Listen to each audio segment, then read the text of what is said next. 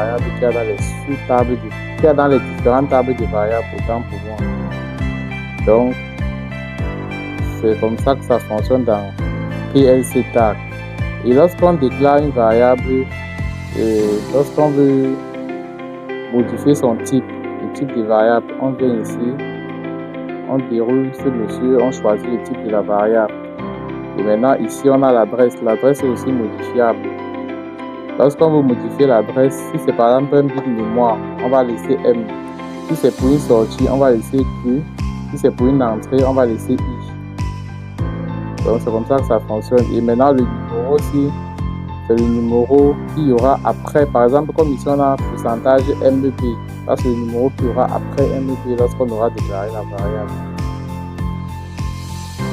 Maintenant, les MB là, c'est parce qu'ici, on a les horloges. Dans les adresses des horloges, c'est également pourcentage MB. Maintenant, ici, on a le watch table. Ça, c'est une table de forçage. Donc, tous les bits mémoire qu'on veut forcer, c'est dans le watch table qu'on le fait. Et c'est généralement pendant la simulation. Donc, lorsqu'on a déjà déclaré toutes les variables, on vient ici, on les rappelle simplement. Dès que tu commences à taper seulement le nom, ça s'applique directement parce que c'est déjà dans la table des variables. Et ici, on force les variables. Avant de forcer les variables, on vient cliquer sur ce petit bouton avec les lunettes en haut pour simuler l'animation. Donc, on a essayé de parcourir les éléments qu'on a l'habitude d'utiliser dans Tia Portal.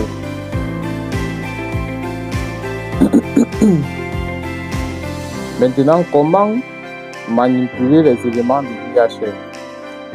Voilà aussi un élément assez important. On va apprendre ensemble comment ouvrir l'interface Home Machine et utiliser les différents outils qui s'y trouvent.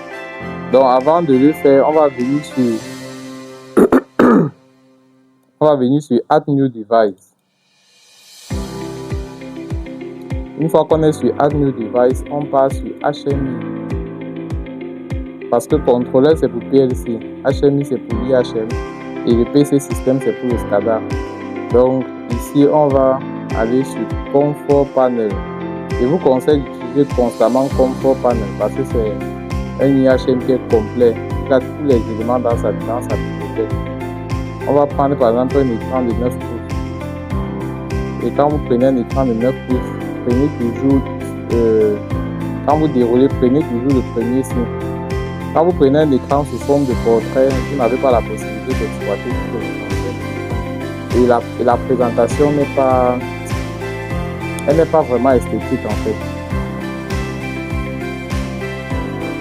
Donc on a déroulé, on va essayer d'attendre.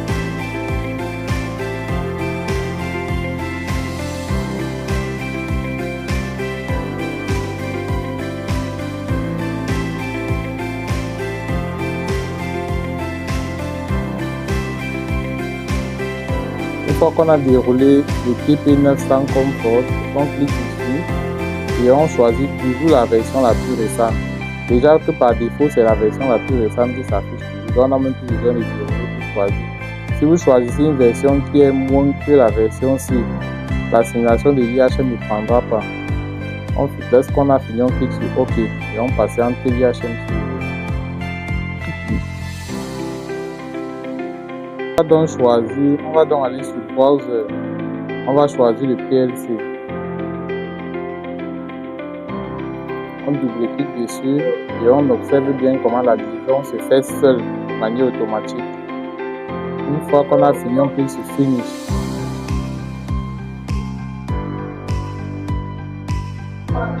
Alors on va patienter que l'IHM s'ouvre.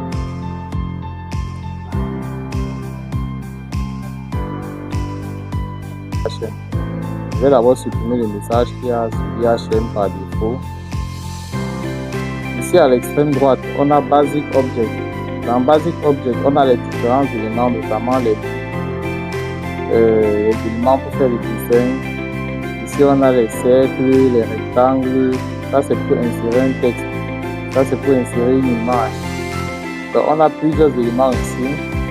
Ici, on a ça, c'est pour générer par exemple les variables dynamiques. Par exemple, Là, vous voyez pour le 0,12 là, c'est pour générer les variables dynamiques. Donc, ici, on a la possibilité de modifier ces propriétés. Pour modifier ces propriétés, il faut découper simplement dessus et venir ici en bas dans les propriétés. Ici, on a général. On part d'abord dans propriété générale. Alors, étape par étape. Ici, dans ce champ, on fait l'assignation des variables. Ça veut donc dire que si dans le PLC, j'avais déclaré une variable qui va me permettre d'être, comment dirais-je, si dans le PLC j'avais déclaré une variable que je vais suivre son évolution dans l'IHM, c'est cette variable que je vais assigner ici. Vous voyez. Donc, si je veux prendre par exemple le cas de la variable température que j'avais créée là-bas, que j'avais déclaré dans le PLC, je viens, je choisis la variable température, elle est dans var 1, je descends, ensuite la variable température, je clique sur OK.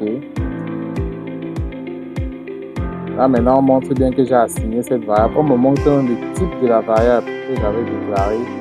Et ici, j'ai la possibilité de réduire le nombre de caractères qu'il y a dans le champ. Donc, je peux décider que c'est un seul chiffre après la virgule. Et je peux décider que ça sera au trop 4 caractères ou alors 4 chiffres dans le champ en question. Et ici, si je veux par exemple avoir un seul chiffre après la virgule, je vais mettre la virgule manuellement à 9. Et puis je valide. Maintenant, j'ai la possibilité de centrer ce qui est dans le champ-ci. Donc ici, on a les différents outils qui nous permettent de manipuler chaque élément qu'on a sélectionné ici là à l'extrême droite.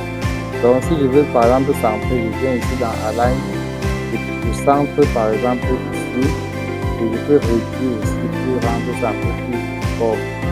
Je peux réduire ça comme ça pour faire un peu plus beau. Et maintenant ici j'ai les boutons. Si j'ai par exemple cet élément, si c'est un bouton, donc avec ça qu'on commande, qu'on envoie les impulsions, que ça aille commander le programme qu'on a fait dans le PLC, dans Programme Bloc. Donc lorsque je clique sur ça, ici je viens déposer sur IHM. Ici je peux insérer une liste d'images. Donc ça c'est pour les groupes listes. Ici, si je veux insérer une seule image, je vais venir ici dans Basic Object. Je viens dans Basic Object, je tire l'image, je viens pour.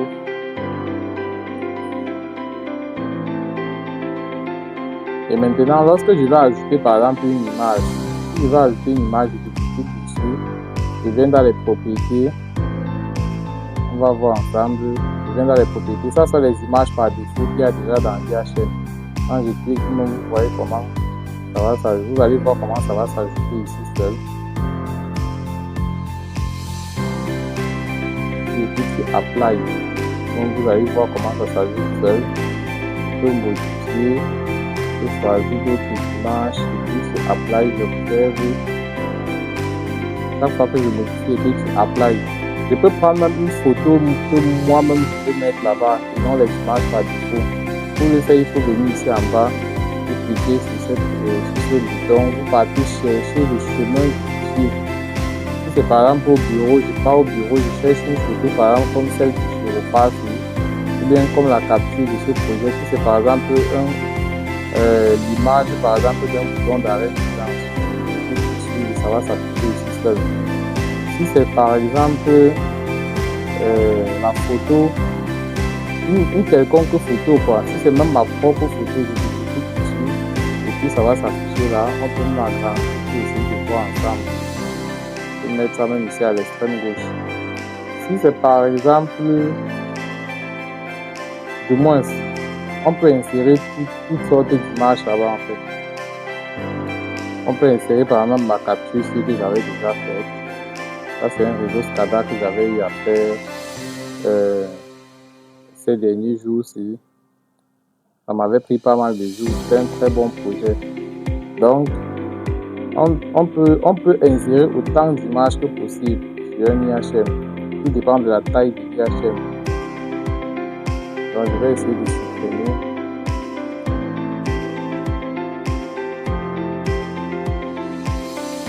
Je vais prendre par exemple n'importe quelle image ici. Comme par exemple